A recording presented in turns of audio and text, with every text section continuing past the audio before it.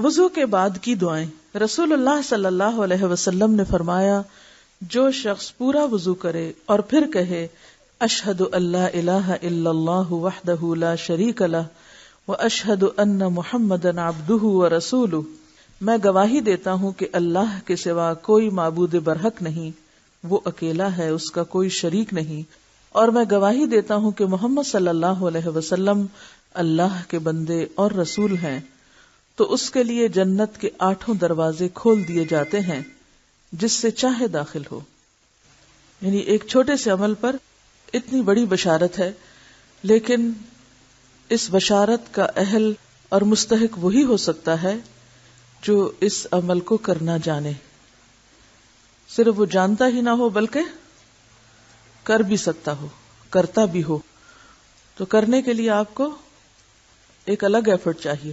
یعنی آپ کی ایک کوشش تھی جاننے کی، وہ مرحلہ طے ہوا، اب اگلی کوشش کس بات کے لیے ہوگی کہ آپ اس کو کر جائیں.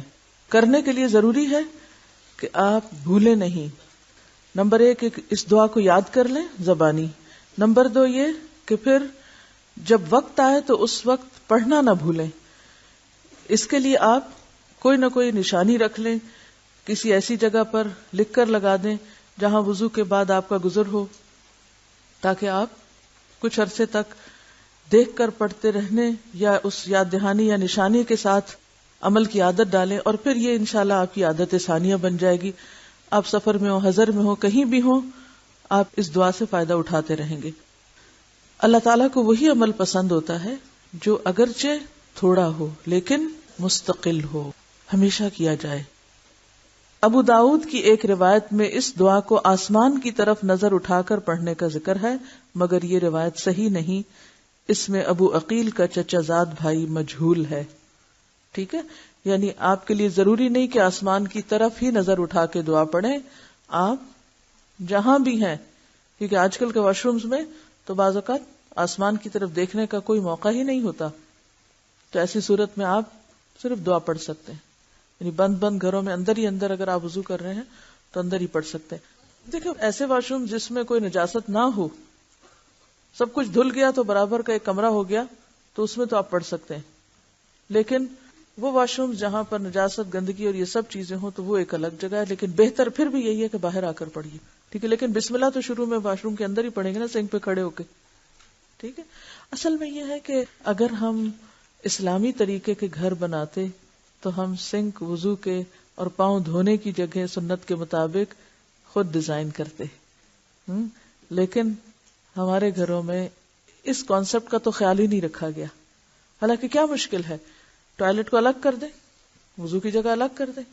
اور اس میں ایک اور سہولت یہ بھی ہوتی ہے کہ اگر ایک واش روم کو 2-4 لوگ گھر میں استعمال کر رہے ہیں تو ہر کوئی واش روم سے نکل کر وضو باہر آ کے کرے، تو وہ ویسے بھی سہولت. اب ایک شخص واش روم میں گھس جاتا ہے اور نکلنے کا نام ہی نہیں لیتا، وہیں گھر بنا لیتا ہے. حالانکہ ناپاک گندی جگہ جتنا جلدی ہو باہر نکلے انسان.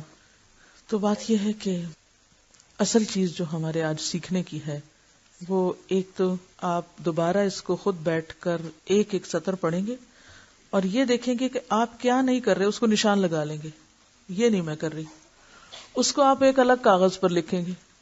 اس کاغذ کو لکھ کر آپ اپنے واش روم کے دروازے کے باہر یا کہیں سٹک کر دیں، کہیں لکھ کے لگا لیں، اور پھر کوشش کریں کہ مسلسل عمل سے آپ کی عادت کا حصہ بن جائے. خاص طور پر یہ دعا کتنا مختصر عمل ہے مگر کتنے بہترین اجر کا سبب ہے کہ اس دعا کے پڑھنے والے کے لیے جنت کے 8 دروازے کھول دیے جاتے ہیں. دن میں 5 دفعہ آپ وضو کم از کم کرتے ہیں، 5 دفعہ یہ دعا پڑھیے. ان بٹوین اگر اللہ نے واپس بلا بھی لیا تو غم کی بات نہیں، انشاءاللہ 8 دروازے کھلیں گے انشاءاللہ تعالی. ہاں، لیکن پوری نیت اور جذبے کے ساتھ اس پر عمل کرنا ہے. میری کلاس فقہ کی کلاس ہرگز نہیں، یہ کلاس جو پڑھیں اس پر عمل کرنے کی کلاس ہے. کوئی بحث مباحثے نہیں، کوئی حجت بازیاں نہیں، کچھ نہیں. جو سیکھا ہے وہ کرنے کی کوشش ہے. تو آج آپ کیا کریں گے؟ جو نہیں کر رہے اس کی چیک لسٹ بنا لیں، اور جو کرنا ہے اس کو لکھ کے کہیں لگائیں اور اس کو کر کے دکھائیں. وضو کے بعد یہ دعا بھی پڑھیں، سبحانک اللہم و بحمدک اشہد ان لا الہ الا انت استغفرک و اتوب الیک۔ اے اللہ، تو اپنی تمام تعریفات کے ساتھ ہر عیب سے پاک ہے، میں گواہی دیتا ہوں کہ تیرے سوا کوئی سچا معبود نہیں ہے، میں تجھ سے بخشش مانگتا ہوں اور تیرے حضور توبہ کرتا ہوں۔ ان دونوں دعاؤں کو مل کر پڑھیے۔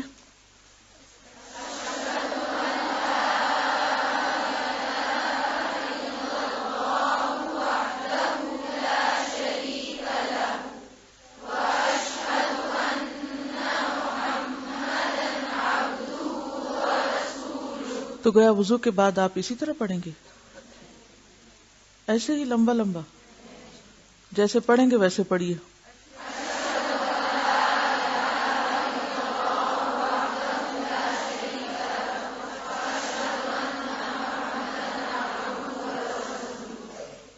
کیونکہ اگر آپ صرف ہر چیز لمبا پڑھنے کی عادت ڈال بیٹھی تو پھر جب عمل کا وقت آئے گا تو آپ کر نہیں سکیں گی، تو نیچرل رہیے۔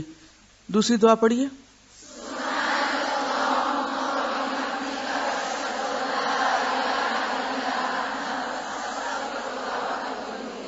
شابش۔ کچھ اور دعائیں بھی ہیں، اللہم اجعلنی من التوابین واجعلنی من المتطہرین، اور ایک اور بہت خوبصورت دعا ہے، اللہم اغفر لی ذنبی ووسع لی فی داری وبارک لی فی رزقی۔ کتنی خوبصورت دعا ہے۔ اور جتنی دیر میں آپ اپنے بازو نیچے کرتے ہیں اور اپنا دوپٹہ ٹھیک کرتے ہیں اور آپ جائے نماز بچھاتے ہیں، اتنی دیر میں ساری دعائیں ہو جاتی ہیں۔ اس کے لیے ضروری نہیں کہ آپ وہاں سے نکل کے پھر 5 منٹ کھڑے ہو جائیں۔ وضو کی خود ساختہ دعائیں۔ رسول اللہ صلی اللہ علیہ وسلم کی سنت سے وضو کے شروع میں بسم اللہ اور بعد میں شہادتین کا پڑھنا ثابت ہے۔ شہادتین کیا ہے؟ یہی دعا نمبر 1، اشہد ان لا الہ الا اللہ اور اشہد ان محمد عبدہ ورسولہ۔ شہادتین تسنیہ کسی گئی، یعنی 2 شہادتیں، 2 گواہیاں، اللہ کی وحدانیت کی اور نبی صلی اللہ علیہ وسلم کی رسالت کی۔ لیکن بعض لوگ وضو میں ہر روز دھوتے وقت ایک ایک دعا پڑھتے ہیں، اور وہ دعائیں مروجہ کتب نماز میں پائی جاتی ہیں۔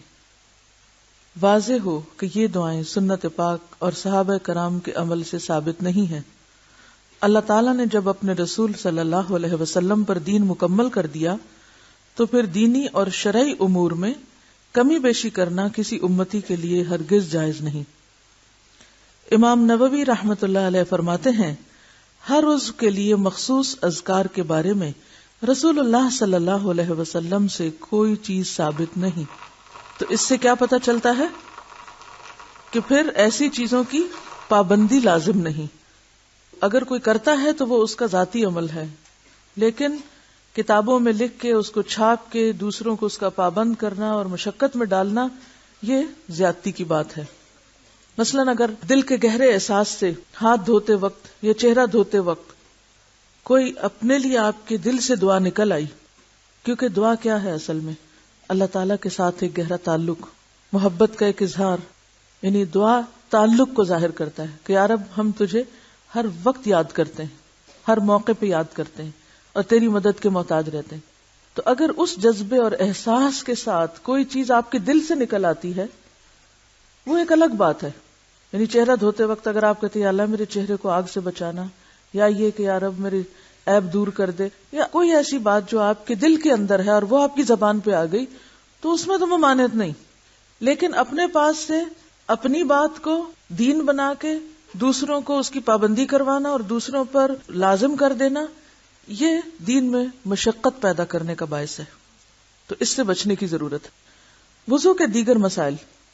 وضو کے اعضاء کا 2 بار اور 1 بار دھونا بھی آیا ہے، یعنی پیچھے تو ہم نے 3 بار کا پڑھا، لیکن بعض روایات میں 2 دفعہ دھونے کا ذکر بھی ملتا ہے اور حتیٰ کہ 1 بار کا بھی۔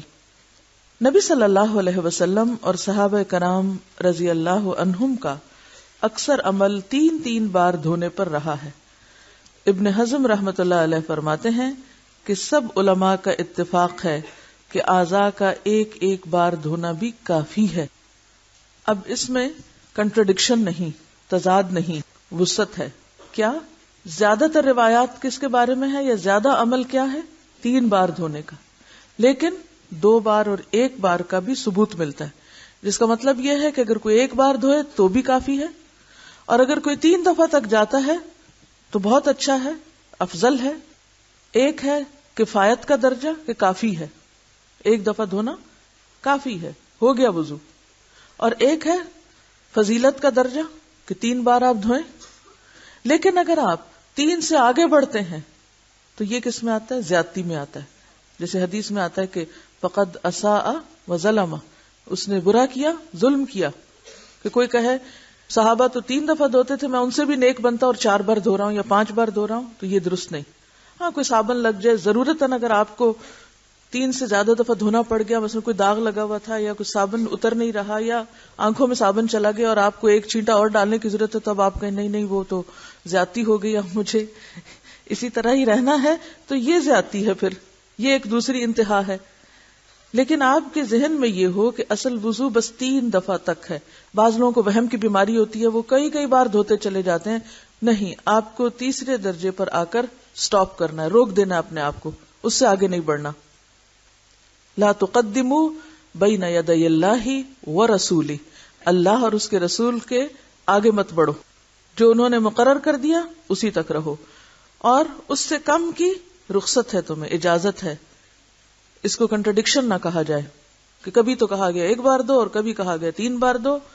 تو یہ جواز کے مختلف پہلو ہیں. اس سے پتہ چلتا ہے کہ ہمارے دین میں وسعت ہے. ایک اعرابی نے رسول اللہ صلی اللہ علیہ وسلم کی خدمت میں حاضر ہو کر وضو کی کیفیت دریافت کی. ایک دیہاتی تھا، آیا پوچھا وضو کیسے ہوتا ہے، تو آپ نے اسے اعضاء کا 3 بار دھونا سکھایا اور فرمایا اس طرح کامل وضو ہے. پھر جو شخص اس 3 بار دھونے پر زیادہ کرے پس تحقیق اس نے برا کیا، اساء، اور زیادتی کی، یعنی حد سے بڑھ گیا، اور رسول اللہ صلی اللہ علیہ وسلم کی مخالفت کر کے اپنی جان پر ظلم کیا. تو دین جیسا ہے اس کو ویسا ہی رہنے دیں، اس کو بوجھل نہ بنائیں، اپنے لیے مشکل نہ بنائیں. مسنون وضو سے گناہوں کی بخشش. رسول اللہ صلی اللہ علیہ وسلم نے فرمایا جس وقت بندہ مومن وضو شروع کرتا ہے پھر کلی کرتا ہے تو اس کے منہ کے گناہ جھڑ جاتے ہیں، نکل جاتے ہیں. پھر جس وقت ناک جھاڑتا ہے اس کے ناک کے گناہ نکل جاتے ہیں. پھر جس وقت چہرہ دھوتا ہے اس کے چہرے کے گناہ نکل جاتے ہیں، یہاں تک کہ اس کی آنکھوں کی پلکوں کے نیچے سے بھی گناہ نکل جاتے ہیں.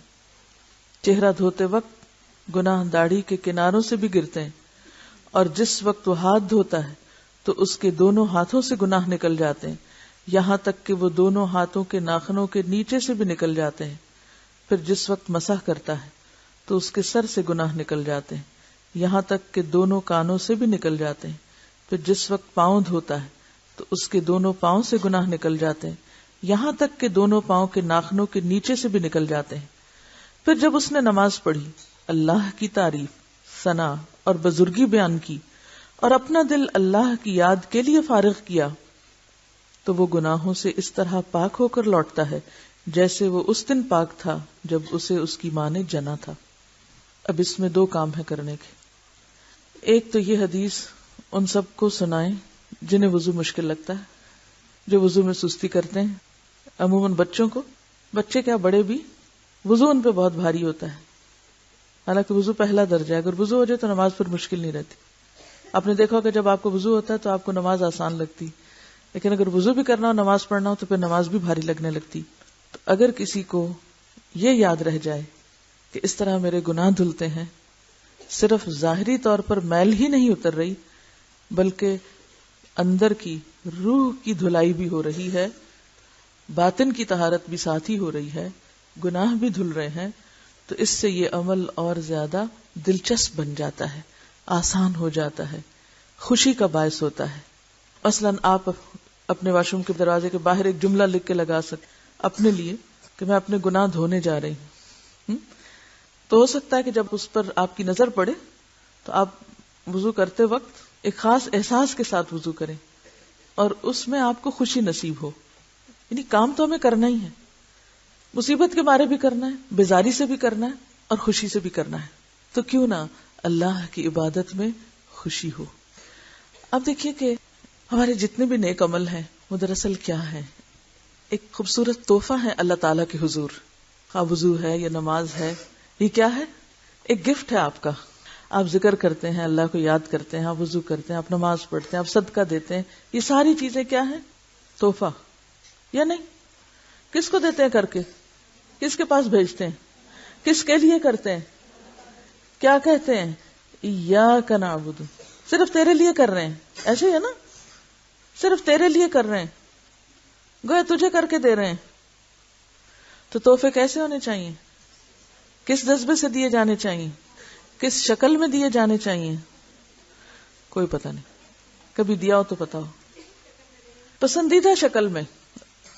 مسنون عمل پسندیدہ عمل ہے نا، اس لیے اس وقت مسنون کی بجائے آپ پسندیدہ شکل بتائیے، پسندیدہ، خوبصورت، احسن اور دل کی خوشی کے ساتھ. لیکن جب آپ کسی کام کو بے روح طریقے سے کرتے ہیں تو وہ کیسا ہو جاتا ہے؟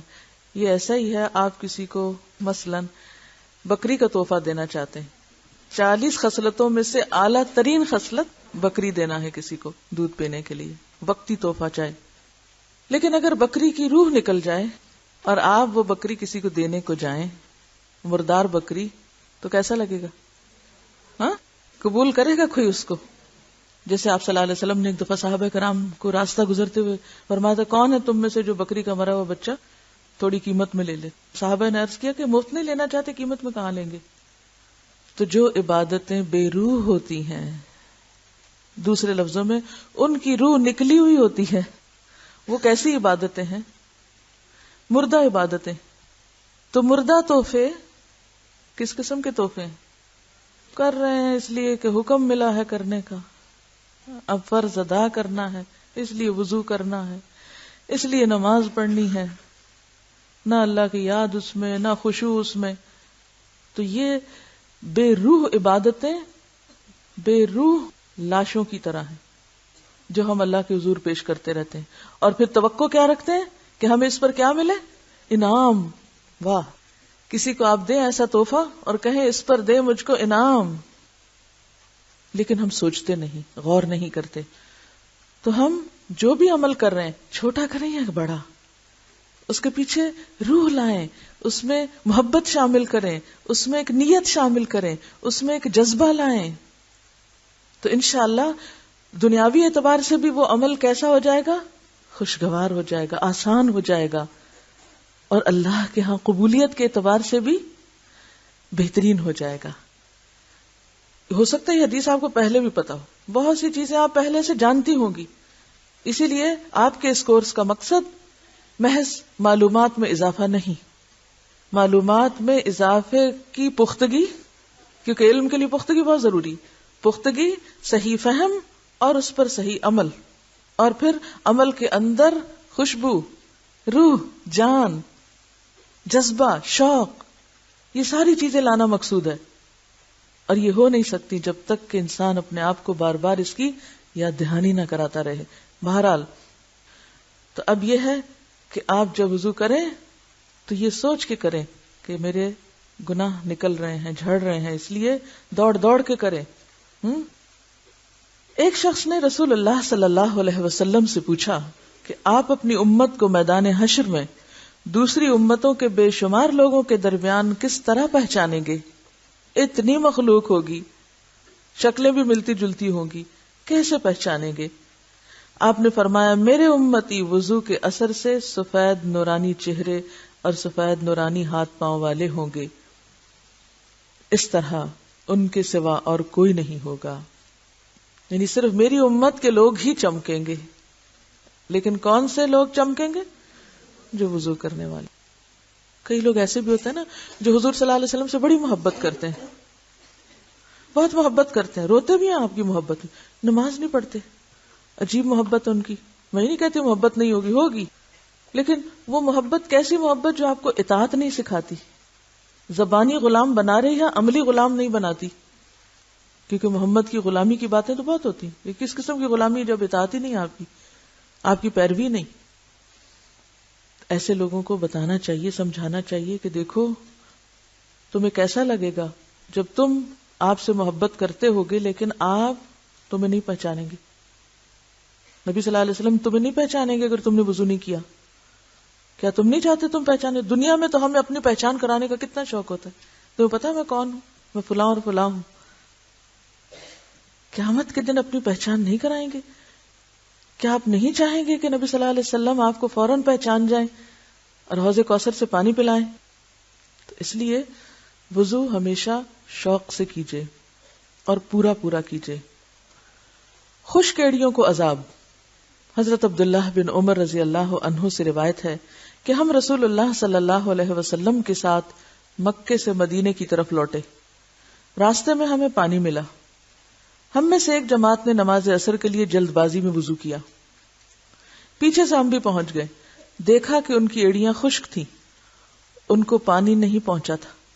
رسول اللہ صلی اللہ علیہ وسلم نے فرمایا خشک ایڑیوں کے لیے آگ سے خرابی ہے، بس وضو پورا کیا کرو. یعنی جو وضو کے فرائض ہیں ان میں سے کچھ حصہ بھی خشک نہ رہے. اس حدیث سے معلوم ہوا کہ وضو بڑی احتیاط سے سنوار کر اور پورا کرنا چاہیے. اعضاء کو خوب اچھی طرح اور 3 بار دھونا چاہیے تاکہ ذرہ برابر جگہ بھی خشک نہ رہے. ایک شخص نے وضو کیا اور اپنے قدم پر ناخن کے برابر خشک جگہ چھوڑ دی. نبی صلی اللہ علیہ وسلم نے اسے دیکھ کر فرمایا واپس جا اور اچھی طرح وضو کر، کیونکہ وضو نماز کی تیاری ہے. اگر وضو ناقص ہے تو نماز کامل ہو نہیں سکتی، نماز تو ادا ہی نہیں ہوگی، آپ اقیم الصلاۃ پر عمل کر ہی نہیں سکتے. تو وضو پہلا قدم ہے اور اس میں طریقہ مسنون ہونے کے علاوہ کامل وضو کرنے کی ضرورت ہے. اس حدیث سے ایک اور بات بھی پتہ چلتی کہ اگر ایڑی خشک رہ جائے تو اتنا وبال ہے، تو کہاں یہ کہ انسان نہ وضو کرے اور نہ نماز پڑھے یا بغیر وضو نماز پڑھے. بعض لوگ سستی کے مارے بغیر وضو ہی نماز پڑھ لیتے. ابھی میری ایک عزیز گئی ہوئی تھی حج پر، تو وہ بہت پریشان ہو کر لوٹی. کہنے لگی کہ میں نے بہت سے لوگوں کو دیکھا کہ وہ وضو کا خیال ہی نہیں کرتے، حرم میں سو جاتے ہیں پھر اٹھ کے نماز پڑھنا شروع کر دیتے ہیں. اور ان کی گفتگو کسی خاتون سے ہی تو کہنے لگی یہاں وضو معاف ہے. معلوم نہیں کس نے اس کو یہ تربیت دے کے بھیجا تھا کہ حرم میں وضو معاف ہو جاتا ہے. بعض لوگ تو ہمارے یہاں نمازیں بھی معاف سمجھتے ہیں، وہ تو اتنے پہنچے ہوئے بزرگ ہیں ان کو نماز کی بھی ضرورت نہیں. تو اسی طرح کچھ بزرگی حرم میں جا کے یہ ہو جاتی ہے شاید کہ پھر وہاں وضو کی ضرورت نہیں. تو بہت سارے لوگ اس معاملے میں کوتاہی کرتے ہیں. تو یہ ہمیشہ یاد رکھیے کہ اگر ایک ناخن برابر جگہ خشک رہنے کی اتنی وعید ہے تو پھر پورا وضو نہ کر کے نماز پڑھنے پر کتنی وعید ہو سکتی. بعض لوگ بچوں کو کہہ دیتے ہیں اچھا کوئی بات نہیں وضو نہیں بھی تم نماز پڑھ لو، کسی طرح نماز کی عادت پڑ جائے. ہماری ایک عزیز ہے، انہوں نے بچپن میں یہی غلطی کی. وہ کہتی ہے کہ اب بیٹا 14 سال کا بھی ہو گیا تو اس کو وضو کرانا مشکل، کیونکہ بچپن میں میری غلطی، میں نے اسے کہا اچھا ایسے ہی پڑھ لو تاکہ کسی طرح نماز کی تو عادت ہو جائے. تو کچھ چیزیں ایسی ہیں کہ جن میں کوتاہی کی کوئی گنجائش نہیں ہوتی. بچپن سے ہی بچوں کے ساتھ کھڑے ہو کر دیکھیے، کچھ دن جب آپ 7 سال کا بچہ ہو جائے نا نماز شروع کرائیں، کچھ دن ساتھ کھڑی رہیں، پورا واچ کریں. ورنہ دیکھا گیا کہ کئی بچے ترتیب بھی الٹ پلٹ کر دیتے ہیں اور کبھی کلی نہیں کریں گے، کبھی صحیح ناک میں پانی نہیں چڑھائیں گے. تو اگر شروع سے ہی عادت پختہ ہو جائے درست وضو کی تو پھر انسان کو بڑے ہو کر مشکل نہیں ہوتی. وضو سے بلندی درجات. رسول اللہ صلی اللہ علیہ وسلم نے فرمایا وضو آدھا ایمان ہے. وضو آدھا ایمان ہے. ایمان کا لفظ جو ہے وہ نماز کے لیے بھی بولا جاتا ہے، جیسے کہ دوسرے پارے میں وما کان اللہ لیضیع ایمانکم، تو وہاں ایمان سے مراد نماز ہے. اور یہاں آدھا ایمان سے مراد یعنی نماز کا حصہ ہے ایک طرح سے، یعنی ایک معنی یہ بھی لیا جا سکتا. اور ویسے بھی ایمان محض بول کا نام تو نہیں، ایمان تو عمل کا نام ہے.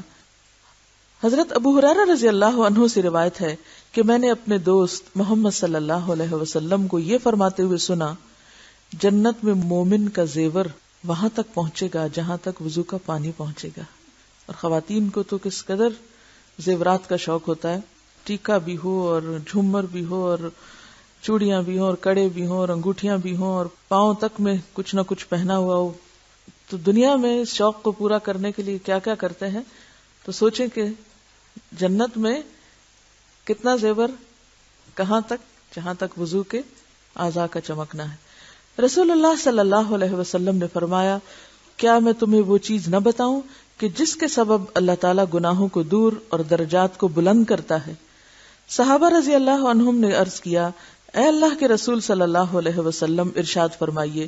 آپ نے فرمایا مشقت، بیماری یا سردی کے وقت کامل اور سنوار کر وضو کرنا، کیونکہ جب بہت ٹھنڈے پانی سے وضو کرنا پڑتا ہے نا تو انسان تھوڑا تھوڑا بس کر لیتا ہے. بعض لوگ تو سویٹر پہن کے بازو کا بھی مسح شروع کر دیتے ہیں. تو ان سے پوچھا گیا کہ بھی ایسا کیوں؟ کہتے کہ اگر جرابوں کا ہو سکتا ہے تو آستینوں کا کیوں نہیں ہو سکتا. گویا دین ہمارے ہاتھ میں کہ ہم عقل کے ساتھ قیاس کر کے نس کو جھٹلا دیں. کثرت سے مسجدوں کی طرف جانا اور نماز کے بعد نماز کا انتظار کرنا گناہوں کو دور کرتا ہے اور درجات کو بلند کرتا ہے. تحیت الوضو سے جنت لازم. رسول اللہ صلی اللہ علیہ وسلم نے فرمایا جو شخص وضو کرے اور خوب سنوار کر اچھا وضو کرے پھر کھڑا ہو کر دل اور منہ سے ظاہری و باطنی طور پر متوجہ ہو کر 2 رکعت نماز ادا کرے تو اس کے لیے جنت واجب ہو جاتی ہے. اگر جنت کا شوق ہو تو کسی دن اسی طرح عمل کیجئے. بیسیکلی تحیت الوضو کا مطلب ہی وضو کے نفل ہے کہ جب آپ نے وضو کیا ہو اس وقت آپ نفل پڑھیں. یہ نہیں کہ صبح آپ نے وضو کیا تھا اور دوپہر کو آپ نفل پڑھیں اور ان کو آپ تحیت الوضو کہیں. تحیت الوضو تازے وضو کے نفل ہے. ٹھیک ہے. حضرت ابو ہریرہ رضی اللہ عنہ بیان کرتے ہیں کہ رسول اللہ صلی اللہ علیہ وسلم نے نماز فجر کے وقت بلال رضی اللہ عنہ سے فرمایا اے بلال میرے سامنے اپنا وہ عمل بیان کرو جو تم نے اسلام میں کیا، یعنی مسلمان ہونے کے بعد کیا، اور جس پر تجھے ثواب کی بہت زیادہ امید ہے، کیونکہ میں نے اپنے آگے جنت میں تیری جوتیوں کی آواز سنی ہے. بلال رضی اللہ عنہ نے عرض کیا میرے نزدیک جس عمل پر مجھے ثواب کی بہت زیادہ امید ہے وہ یہ ہے کہ میں نے رات یا دن میں جب بھی وضو کیا تو اس وضو کے ساتھ جس قدر نفل نماز میرے مقدر میں تھی ضرور پڑھی، یعنی نوافل کی کثرت، اور جتنی اللہ کو منظور اتنی پڑھ لیتا ہوں. اس میں پتہ کیا بات ہے، وہ یہ بتانے کے ساتھ بھی نہیں بتانا چاہتے تھے کہ وہ کیا کیا کرتے ہیں، کیونکہ آپ کو پتہ ہے کہ ایک عمل جو آپ کے اور اللہ کے بیچ میں ہوا ہو، راز والی بات، اور اس راز میں کوئی شریک نہ ہو، اس کا لطف اور ہے نا. دوست کے ساتھ رازداری کا لطف ہے کوئی لطف ہوتا؟ بہت ہوتا ہے نا. اللہ تعالیٰ کو ہم اپنا دوست کہتے ہیں نا، یا ہم چاہتے ہیں اللہ ہمیں بھی دوست بنا لے، جیسے ابراہیم علیہ السلام کو اللہ نے دوست بنایا. تو وہ جو ایک رازداری والی بات ہوتی ہے نا کہ کام کر کے پھر کسی کو بھی پتہ نہ چلنے دینا، حتیٰ کہ اپنے سگے ماں باپ کو بھی پتہ نہ چلنے دینا، یعنی عام طور پر تو پاسبل ہی نہیں ہوتا. ہر وقت ہم لوگوں کے بیچ میں ہوتے ہیں، کوئی نہ کبھی منہ سے نکل جاتی کوئی بات، کبھی کہیں. لیکن کچھ کام ضرور ایسے کریں جو بس آپ کو پتا ہو اور آپ کے رب کو پتا ہو، کسی تیسرے کو نہ پتا ہو، راز والے کام. ٹھیک ہے. اب آپ اپنی ڈائری میں آج کا کیا کر سکتے، لکھ سکتے راز والے کام، بس اتنا صحیح لکھ. کوئی اور پڑھے گا تو وہ کہے گا وہ کون سے ہیں؟ اچھا راز والے کام. اچھا راز والے کام ہو گئے. کیونکہ ہوتا پتہ کیا ہے، جو ہی ہم کوئی اچھا سا کام کر لیتے ہیں نا شیطان ہمارے پیچھے لگ جاتا ہے. وہ پہلے ہمیں اس درجے پہ لاتا ہے اچھا کسی کو بتا دو، منہ سے نکلواتا ہے، اب نکال بیٹھتے ہیں. اب جو کہ ہم ایکسپوز ہو گئے اب اس کے لیے حملہ آسان ہو گیا. اب اس کے ساتھ ہماری نیت خراب کرتا ہے کہ تعریف ہونی چاہیے، اب تمہاری تعریف کی طلب ہوتی. اچھا تعریف کسی نے کی نہیں، پھر ہم تھوڑے سے اندر ہی اندر گھٹنے لگتے ہیں. شاباش ہی نہیں ملی، میں نے تو سارا لان صاف کر دیا، کسی نے مجھے شاباش ہی نہیں دی، پتہ ہی نہیں چلا کسی کو میں نے کیا کیا. کیا فائدہ، کوئی ضرورت نہیں. ہمارا دماغ خراب نہیں کہ روز ایسے کام کیا کریں. کوئی راہ جاتے ٹشو اٹھا لیا، کسی نے دیکھا ہی نہیں میں ٹشو اٹھایا، کسی نے شاباشی نہیں دی. تو یہ جو بات ہے نا راز والے کام، اللہ تعالیٰ بس آپ دیکھ رہے ہیں نا، اور میں یہ آپ کے لیے کام کر رہی ہوں، میں نے بتانا بھی کسی کو نہیں کہ میں نے کیا. یہ آپ کو ایسی خوشی دے گا اگر آپ اس میں کامیاب ہو جائیں، ایسی ایمان کی لذت اور حلاوت نصیب ہوگی. کیونکہ دا مومنٹ آپ ڈھکن اٹھاتے ہیں تو گرد پڑنے لگتی، مکھی آ جاتی ہے، اور وہ چیز اتنی صاف نہیں رہتی. بالکل ایسے ہی جیسے ایک چیز پوری طرح ریپ کی ہوئی ہے اور محفوظ ہے، اور ایک چیز کھلی ہوئی ہے. تو کھلی ہوئی چیز بہرحال خطرے میں ہے. کھلا ہوا عمل اگرچہ اس کا ایک فائدہ ہے کہ کوئی اور دیکھ کے بھی ہمیں کر لے، لیکن ہمارے دل میں نہ ہو اور نہ ہمیں پتہ چلنے کی خواہش ہو کہ کسی کو پتہ چلا. جب آپ کے کسی عمل سے لوگوں کو فائدہ پہنچتا ہے اور لوگوں کو یہ پتہ ہی نہیں ہوتا کیا کس نے، تو پھر آپ کے اور رب کا معاملہ ہوتا ہے نا، وہ اتنی خوشی سی اندر آنے لگتی ہے کہ الحمدللہ اللہ نے مجھے توفیق دی اور مجھ سے یہ کام لے لیا، اور پھر اس پر بھی شکر اللہ کا. ٹھیک ہے. دیکھیں جتنا جتنا انسان اونچا جاتا ہے نا اتنا ہی مصیبت میں پڑتا جاتا ہے. دیکھیں آپ طالب علم میں بڑے امن میں، میں یہاں ہوں میں بڑے خطرے میں ہوں، بہت سخت خطرے میں ہوں میں یہاں بیٹھ کے. کیوں؟ جب یہاں کوئی بندہ بیٹھ جاتا ہے نا تو اس کی سخت آزمائش شروع ہو جاتی ہے. اس کے دل میں کیا آتا ہے، کیا طلب پیدا ہوتی ہے؟ اب یہ ذرا میری تعریف کریں، یہ میرا ادب کریں، یہ میرا شکریہ ادا کریں، یہ میری تعظیم کریں. اور اگر انہوں نے کی نہیں، اس طالب علم نے تو کبھی مجھے مسکرا کے بھی نہیں دیکھا. اب اس کے لیے دل میں بغض رکھنا شروع کر دیا، اس کو اپنے سے الگ کرنا شروع کر دیا. نہیں بس چھوڑو اس کو. ایسی کیفیات پر قابو پانا بہت سخت امتحان ہوتا ہے انسان کا، کہ انسان دینے کے بعد اتنا بے نیاز ہو جائے کہ نہ شکریہ مانگے، نہ تعریف مانگے، نہ عزت مانگے، نہ قدردانی مانگے، نہ شاباش مانگے، اور پھر جو لوگ بالکل ہی بے نیاز ہوں ان سے الٹا محبت بھی کرے. ان کو بھی عدل کی نگاہ سے دیکھے. جتنا ایک قدردان طالب علم کو دیکھے اتنا ہی ایک ناقدر طالب علم کو دیکھے. پھر تربیت ہوتی، پھر دین آگے بڑھتا. لیکن آپ دیکھیں نا، میں اس وقت آپ سے ذرا اونچی جگہ پہ بیٹھی ہوئی ہوں کہ تاکہ آپ لوگوں سے میں کمیونیکیٹ کر سکوں، آپ کو دیکھ سکوں، آپ مجھے دیکھ سکیں، تاکہ ہم بہتر طور پہ سیکھ سکیں. لیکن اس کو اگر آپ ایک اور معنی میں لیں نا تو آپ دیکھیں کہ خدا نخواستہ کوئی فزیکلی بھی خطرے کی چیز ہو، کوئی چیز آ کے لگے باہر سے مثلاً، تو آپ تو بیٹھے ہیں نا نیچے، اور نیچے ہی سر کر لیں گے. میں بیٹھی ہوں یہاں، میں تو سب سے زیادہ خطرے میں ہوں. تو اسی مثال سے آپ سمجھ سکتے ہیں کہ آپ ہجوم میں بیٹھے ہوئے نا، اچھے سے اچھے کام کر رہے ہیں، کوئی آپ نوٹس میں نہیں ہے، امن میں ہیں. یہ خطرے کی جگہ ہے. اور بہت سے لوگ اس جگہ کی تمنا کرتے رہتے ہیں اور نہیں پتا کہ وہ کتنا بڑے امتحان کی جگہ ہے. ایک لفظ غلط نکل گیا منہ سے، ایک بات الٹی کر دی، کہاں تک بات جائے گی. ایک غلط بیانی کر دی. آپ کو معلوم ہے وہ جو ایک حدیث تھی کہ ایک شخص جو نکلتا ہے گھر سے اور ایک جھوٹی بات کرتا ہے اور وہ منتشر ہوتی چلی جاتی، کیا شامت ہے اس کی. تو کتنی دفعہ سوچنا پڑتا ہے اور کتنی دفعہ انسان کو اپنا آپ جانچنا پڑتا ہے. تو ہم ایک کٹھن امتحان سے گزر رہے ہیں اس زندگی میں. تو جو نیکی کی توفیق ہو جائے اس پر شکر کیا کریں اور تھوڑا سا پڑھ بھی لیا کریں. ایک وضو سے کئی نمازیں.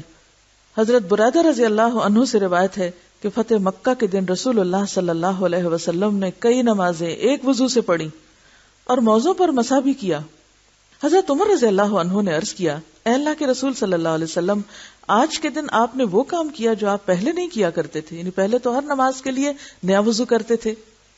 آپ نے فرمایا، اے عمر، میں نے ایسا جان بوجھ کر کیا تاکہ لوگوں کو ایک وضو سے کئی نمازیں پڑھنے کا جواز مل جائے.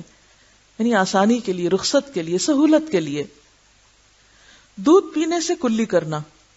بے شک رسول اللہ صلی اللہ علیہ وسلم نے دودھ پیا پھر کلی کی اور فرمایا اس میں چکنائی ہے، کیونکہ وہ میں چپ چپ ہو جاتی ہے نا، تو پھر جب آپ نماز پڑھیں قرات کریں تو اس میں آپ کی قرات درست نہیں ہوتی. تو بہتر یہ کہ کلی کر لی جائے. اور اگر نہیں کرے تو اس سے یہ نہیں کہ آپ کو وضو نہیں ہے اور آپ کی نماز نہیں ہے. آپ نے وجہ کیا بتائی کہ اس میں چکنائی ہے، یہ نہیں کہا کہ اس سے وضو ٹوٹ گیا ہے. آپ نے بکری کا شانہ کھایا، اس کے بعد نماز پڑھی اور دوبارہ وضو نہ کیا. یہ حدیثیں کیا بتاتی ہیں کہ کھانا کھانے سے وضو نہیں جاتا. لیکن اونٹ کا گوشت کھایا جو ایک اور حدیث میں آتا ہے، اور اس کے بعد آپ نے وضو فرمایا. صرف اونٹ کے گوشت پر آتا ہے. آپ صلی اللہ علیہ وسلم نے ستو کھائے پھر کلی کر کے نماز پڑھی اور وضو نہیں کیا. کلی کیوں کی؟ تاکہ دانتوں وغیرہ سے اور سارے منہ سے پوری طرح ستو کے ذرات جو ہیں وہ صاف ہو جائیں اور قرات اچھی طرح ہو سکے.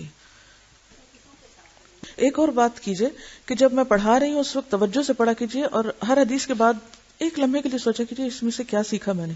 تو جو باتیں یاد کرنی یہی کر لیا کیجئے. اس کے بعد ایک دفعہ ریوائز کر لیں تاکہ جس دن آپ کا ٹیسٹ ہو اس دن پر آپ پریشان نہ ہو اور آپ کو بخار وغیرہ نہ چڑھے. ٹھیک ہے جی، کوئی بات پوچھیے آپ، کوئی سوال اگر آپ کے ذہن میں ان احادیث سے متعلق ہو. ان کا سوال ہے کہ نماز سے پہلے کے جو نفل عام طور پر ہم پڑھتے ہیں وہ کس میں آئیں گے. تو وہ جو نبی صلی اللہ علیہ وسلم کی ایک اور حدیث ہے کہ اذان اور اقامت کے بیچ میں جو نماز ہے وہ اس کی طرف اشارہ ہے جو عموماً ہم سنت کی شکل میں پڑھتے ہیں. وآخر دعوانا ان الحمد للہ رب العالمین. سبحانک اللہم وبحمدک نشہد ان لا الہ الا انت نستغفرک ونتوب الیک.